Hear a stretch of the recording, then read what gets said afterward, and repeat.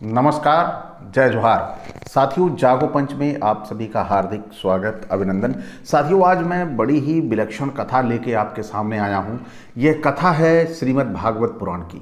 हमारे समाज में भागवत कथा सुनने के लिए बड़ी ही जिसे बोलते हैं हम क्यों कि धनों का व्यय होता है, या यूँ कहें कि बड़ा ही खर्चीला कार्यक्रम होता है भागवत कथा सुनने की। इसी भागवत कथा में सबसे बड़ी कथा दी गई है जिसे हमारा समाज स्वतः कैसे ही स्वीकार कर लेता है, या जिसे हम यूं कहें कि ये समाज में ऐसा स्वीकार्य कैसे हुआ, इसके पीछे बहुत बड़ा रहस्य है। लेकिन आप अगर आज सुनेंगे और अंतिम तक बने रहेंगे तो देखेंगे कैसे हमारे समाज में इस जो कथा हमारे समाज में परोसी जाती है, जो कथा वास्तव में वहाँ लिखी है, उसे समाज को बताया जाता है या नहीं बताया जाता। तो साथियों, यहाँ पर देखेंगे आप कि ब्रह्मा की नाक से सूअर के बच्चे की कथा, यानी उनके नाक से सूअर का बच्चा पैदा हो जाता है। और यह आप अंतिम तक बने रहेंगे, आपको पता लगेगा कि ब्रह्मा के नाक से कैसे सूअर का बच्चा पैदा होता है। और साथियों, इसमें हम दिखाएंगे आपको कि दो लोग बैठे बातचीत कर रहे हैं। अक्सर जितनी भी ये धार्मिक कथाएं हैं, उन धार्मिक कथाओं में दो लोग बैठ के बातचीत करते हैं और उस बातचीत में दिखाते हैं कि एक सुन रहा है और दूसरा पूछ पूछ के उसे जानना चाहता है कि क्या कथा में है। तो यहां पर सुखदेव जी हैं जो बैठे हुए हैं और दूसरे हैं विदुर जी। दोनों एक दूसरे को ये कहानी सुना रहे हैं, एक सुन रहा है, दूसरा सुना रहा है। इसमें क्या कह रहे हैं? सुखदेव जी ने कहा कि राजन मुनिवर, मैत्रेय जी के मुख से यह परम पुण्यमयी कथा सुन विदुर जी ने फिर पूछा, क्योंकि भगवान की लीला कथा में इतना अत्यंत अनुराग हो गया था। जो भगवान की कथा थी, इसे सुनने में सुखदेव जी को बड़ा ही अनुराग हो गया था, प्रेम हो गया था, आसक्त हो गए थे कि उन्हें कथा सुननी है, भगवान की कथा इतनी प्यारी है। तो विदुर जी ने कहा, मुने, स्वयंभू ब्रह्मा जी के प्रिय पुत्र महाराज स्वयंभू मुनि ने अपने प्रिय पत्नी शत्रुपा को पाकर फिर क्या किया? आप साधु शिरोमणि हैं, आप मुझे आदिराज राजश्री स्वयंभू मनु का पवित्र चरित्र सुनाइए। अब देखिए क्या सुना रहे हैं आप। अब श्री विष्णु भगवान के शरणापन्न थे, इसलिए उनका चरित्र सुनने में मेरी बड़ी श्रद्धा है। जिनके हृदय में श्री मुकुंद के चरण बिंद विराजमान हैं, उन भक्तजनों के गुणों को श्रवण करना ही मनुष्यों के बहुत दिनों तक हुए शस्त्राभ्यास के श्रम का मुख्य फल है। ऐसे विद्वानों का श्रेष्ठ मत है। तो जो विद्वान लोग हैं उनका श्रेष्ठ मत है कि भगवान की जो कथा है, भगवान के विषय में जो कथा कही गई है, उन कथाओं को हमें सुनना चाहिए। उससे हमारा जीवन श्रेष्ठ और उत्तम बनता है, ऐसा विदुर जी कह रहे हैं। तो सुखदेव जी क्या कहते हैं? अब कोई इतना इच्छुक हो, इतना प्रबल इच्छा हो उसकी, तो दूसरा क्यों नहीं कहेगा कि भाई सुनो। तो सुखदेव जी कह रहे हैं, राजन, विदुर जी सहस्र शीर्षा भगवान श्री हरि के चरणाश्रित भक्त हैं थे। उन्होंने जब विनय पूर्वक भगवान की कथा के लिए प्रेरणा की, तब मुनिवर मैत्रेय का रोम रोम खिलखिटा। उन्होंने कहा, मैत्रेय उवाच, फिर उसके बाद ब्रह्मोवाच, फिर मनु रुवाच। तो इस तरह मैत्रेय उवाच, इन्होंने जो भी बातें की वो संस्कृत में की, जो लिखा गया है इसमें। लेकिन मैं आपको समय ज़्यादा न लेते हुए, कि अगर संस्कृत भी पढ़ा जाएगा तो बहुत ही लेंदी वीडियो बनेगा जो बोर कर देता, तो मैं वहाँ न ले जाकर आपको हिंदी रूपांतर इसका आपको दे रहा हूँ, आपको सुना रहा हूँ।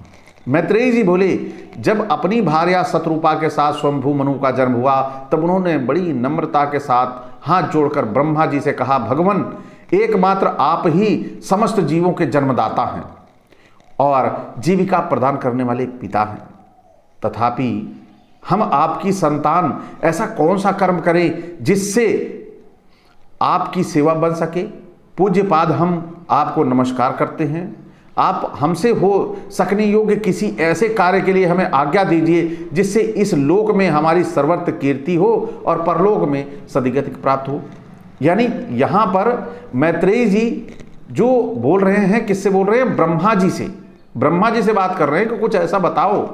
लेकिन आज ये अवसर हम लोगों को नहीं मिलता कि हम ब्रह्मा जी के सामने बैठ के उनसे ये सब पूछ सके। लेकिन उस समय वो परिस्थितियां हुआ करती थी कि लोग पूछ लिया करते थे, क्योंकि ब्रह्मा उस समय सुलभ थे। अब जनसंख्या बढ़ जाने के कारण और ये विश्व में और जो दूसरे धर्म, दूसरे भगवान पैदा हो गए, तो सब बंटवारा हो गया है। तो ब्रह्मा जी को केवल भारत मिला है, और भारत में ही अब इतनी जनसंख्या हो गई कि भारत वालों के लिए सुने तो विश्व उन्होंने दूसरे भगवानों को दे दिया है, कि अन्य अन्य भगवानों को दे दिया, अल्लाह को दे दिया, उधर बंटवारा कर दिया, यहूदियों जो जिसे बोलते हैं हम क्रॉस वाले क्रिश्चियनों को दे दिया, उधर अलग अलग सब गॉड बांट दिए। उन्होंने छोटा सा अपना इंडिया ले लिया कि मैं इतने में ही देख पाऊंगा, इससे ज़्यादा नहीं देख पाऊंगा। तो अब यहाँ पर जब उन्होंने छोटा सा इंडिया ले लिया है अपना देखने भालने के लिए, तो यहाँ पर भी जनसंख्या ज़्यादा होने के कारण फुर्सत नहीं मिल पा रही है, ऐसा आप समझिए। तो फिर आगे क्या, ब्रह्मा जी ने कहा, तात पृथ्वीपति तुम दोनों का कल्याण हो, मैं तुमसे बहुत प्रसन्न हूं, क्योंकि तुमने निष्कपट भाव से मुझे आज्ञा दीजिए यूं कहकर मुझे आत्मसमर्पण किया है। वीर पुत्रों को अपने पिता की इसी रूप में पूजा करनी चाहिए। यदि उचित है कि दूसरों के प्रति ईर्ष्या भाव न रखकर जहां तक बने उनकी आज्ञा का आदर पूर्वक सावधानी पूर्वक पालन करना चाहिए। तुम अपनी इसी भार्या से अपने ही समान गुणवती संतति उत्पन्न करके धर्म पूर्वक पृथ्वी का पालन करो, यज्ञों द्वारा हरि की आराधना करो। राजन, प्रजा पालन से ही मेरी बड़ी सेवा होगी। तुम्हें प्रजा का पालन करते देखकर भगवान श्री हरि भी तुमसे प्रसन्न होंगे। जिन पर यज्ञ मूर्ति जनार्दन भगवान प्रसन्न होते हैं, उनका सारा श्रम व्यर्थ ही होता है, क्योंकि वे तो एक प्रकार से अपने आत्मा का अनादर करते हैं। यहाँ क्या कह रहे हैं ब्रह्मा जी? ब्रह्मा जी का कहने का आशय है कि आप जो हमें अपना बाप समझ, जैसे बाप की इज्जत करते हैं, वैसे अपना बाप समझ के हमें हमारी पूजा करनी है। एक पिता को, पुत्र को अपने पिता की कैसी सेवा करनी चाहिए, उनकी आज्ञा कैसी करनी चाहिए, वैसा तुम कर रहे हो। इसलिए तुम जब ऐसा कर रहे हो तो तुमसे हरि या जितने भी ईश्वर या भगवान हैं वो सभी प्रसन्न रहेंगे। तो मुनि जी ने कहा, पाप का नाश करने वाले पिताजी, मैं आपकी आज्ञा का पालन अवश्य करूंगा, किंतु आप इस जगत में मेरे और मेरी भावी प्रजा के रहने के लिए स्थान बतलाइए। देव सब जीवों का निवास स्थान पृथ्वी इस समय प्रलय के जल में डूबी हुई है। आप इस देवी के उद्धार का प्रयत्न कीजिए। अब सबसे पहली बात, अगर मनु जी सब कुछ कर लें, प्रजा पालन कर लें, दुनिया का पालन कर लें, पृथ्वी नहीं बचेगी तो कहाँ रहेंगे? ये ब्रह्मा के पुत्र थे, तो ब्रह्मा के पुत्र जब पृथ्वी ही नहीं रहेगी तो कैसे रहेंगे? तो उन्होंने आग्रह किया कि पिताजी इसको सबसे पहले पृथ्वी देवी को बचाओ। बड़ी बात है, पृथ्वी देवी बचेगी। तो आज हमारी पृथ्वी देवी बट गई है कहाँ? पाकिस्तान, बांग्लादेश, मतलब और भी देशों के रूप में जो हमारी ये पृथ्वी देवी बटी है, इसको भी बचाने की जरूरत है। और इसी पृथ्वी देवी को बचाने के लिए जागो पंच का ये उद्देश्य है। तो श्री मैत्रेयी जी ने कहा, पृथ्वी को इस प्रकार अथाह जल में डूबी देखकर ब्रह्मा जी बहुत देर तक मन में सोचते रहे कि मैं इसे कैसे निकालूं। फिर इसके बाद संस्कृत के श्लोक हैं, लेकिन कैसे निकालें ये आपको मैं हिंदी में बता रहा हूं। जिस समय मैं लोक रचना में लगा हुआ था, उस समय पृथ्वी जल में डूब जाने से रसातल को चली गई। हम लोग सृष्टि कार्य में नियुक्त हैं, अतः इसके लिए हमें क्या करना चाहिए? अब तो जिनके संकल्प मात्र से मेरा जन्म हुआ है, वे सर्वशक्तिमान श्री हरि ही मेरा यह काम पूरा करेंगे। निष्पाप विदुर जी, ब्रह्मा जी इस प्रकार विचार कर ही रहे थे। सुखदेव जी कह रहे हैं कि निष्पाप विदुर जी, ब्रह्मा जी इस प्रकार विचार कर रहे थे कि उनके नासा छिद्र से अकस्मात अंगूठे के बराबर आकार का एक बराह शिशु निकला। यानी ब्रह्मा जी की नाक कितनी गंदी थी, या यूं कहे ब्रह्मा जी के नाक में कौन सा ऐसा सुअर प्रजाति का गर्भाशय था जो उस गर्भ से नाक के उनके गर्भ से सुअर रूपी वराह शिशु, अब सुअर नहीं कहेंगे, सुअर थोड़ा और शब्द लगता है, खराब सा शब्द लगता है, तो सुअर यहाँ नहीं कहेंगे, क्योंकि भाई भाषा जो होनी चाहिए, अगर सुसंस्कृत भाषा है तो खराब भी हो तो अच्छा लगता है बड़ा, क्योंकि गाली देने की भाषा में गाली किसी तरह भी दी जा सकती है, और अगर सुसंस्कारित भाषा में गाली दी जाए तो वो बुरा नहीं लगता।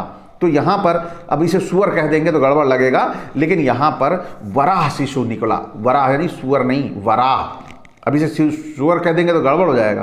तो हमारा भारत बड़ा ही विलक्षण देश है। इस विलक्षण देश में कभी भी कहीं से कुछ पैदा हो जाता है, लेकिन ये अन्य किसी देवी देवताओं में नहीं है। मतलब भारत के जो देवी देवता हैं जो इसी परिक्षेत्र में काम करते हैं, स्पेशली इंडिया पे, वो इसके अलावा जैसे पाकिस्तान है, रूस वाले हैं, ये चीन है, जापान है, इंग्लैंड है, अमेरिका है, इन लोगों ने भले ही तरक्कियां हम लोगों से बड़ी इकोनॉमी खड़ी कर ली है, हम लोगों से बहुत बड़ी संपदा खड़ी कर ली है, हम लोगों से बहुत अच्छा जीवन स्तर वहाँ के लोगों का है, लेकिन आज तक वो उनके देवी देवता कोई भी इस तरह की प्रजाति या तरीके उत्पन्न नहीं कर पाए हैं। ये बड़ी सोचने वाली बात है।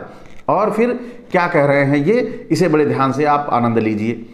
भारत बड़े ही आश्चर्य की बात यह है कि यही हुई कि आकाश में खड़ा हुआ वह वराह शिशु ब्रह्मा जी के देखते ही देखते बड़ा होकर क्षण भर में हाथी के बराबर हो गया। देखिए कैसे बढ़ रहा है, नाक से उनके निकला और अंगूठे के बराबर था। अंगूठा आप समझ सकते हैं, अंगूठा घुसेगा नहीं, लेकिन ब्रह्मा जी की नाक बड़ी रही होगी। अपना तो जो छोटा है साला, अपनी तो ये छोटी वाली उंगली घुसने में मुश्किल होती है, लेकिन उनके अंगूठे के बराबर बच्चा निकला उसमें वराह का।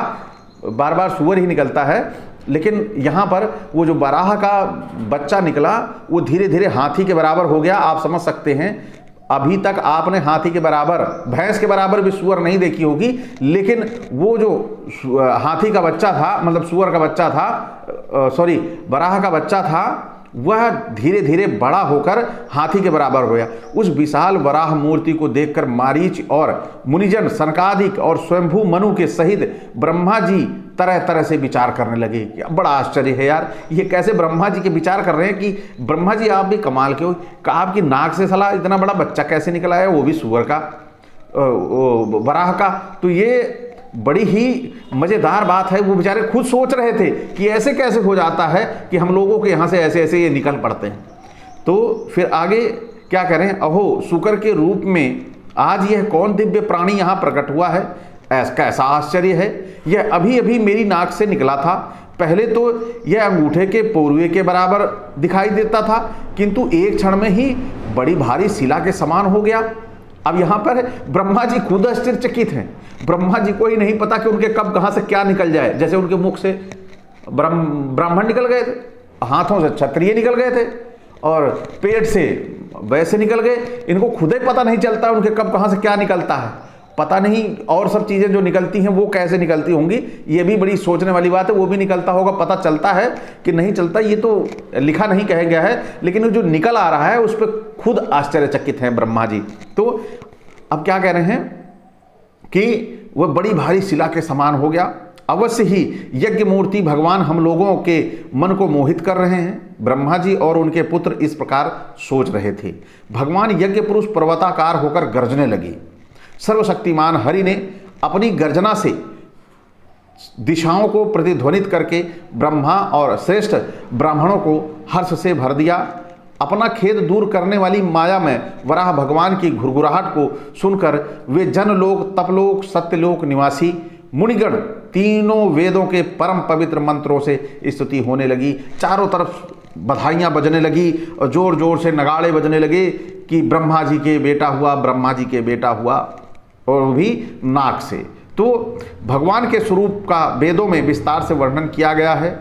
अतः उन मुनीश्वर जो स्तुति की उसे वेद रूप मानकर भगवान बड़े प्रसन्न हुए। एक बार फिर गरज कर देवताओं के हित के लिए गजराज की सी लीला करते हुए जल में घुस गए, और वह अपने नोक पर पृथ्वी को धर के उठा लाए। दांतों के बीच में फंसा के, जो दांत था उनका उसके बीच में फंसा के वो पृथ्वी जो डूब रही थी रसातल में, उसे वो निकाल लाए। तो साथियों, आप सभी ने देखा, बड़ी ही मजेदार पुस्तक है।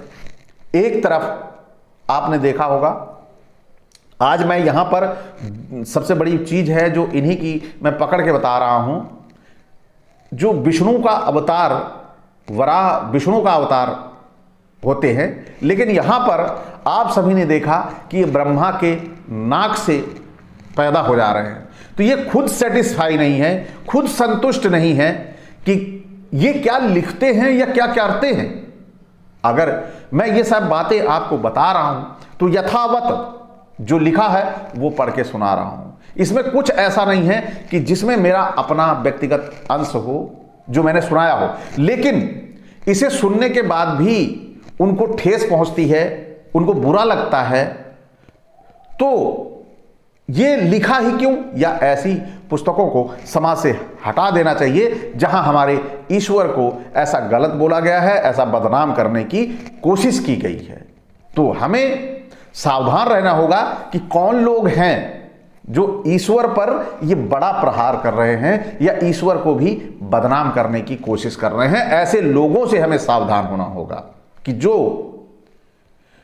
भगवान ने या ईश्वर ने जो प्रकृति रूपी जो पैदाइश का सिस्टम दिया है, जन्म होने का सिस्टम दिया है या उन्नति या विकास का सिस्टम दिया है, यदि उसके अलावा अगर कुछ हो रहा है तो वह अंधविश्वास और पाखंड ही है।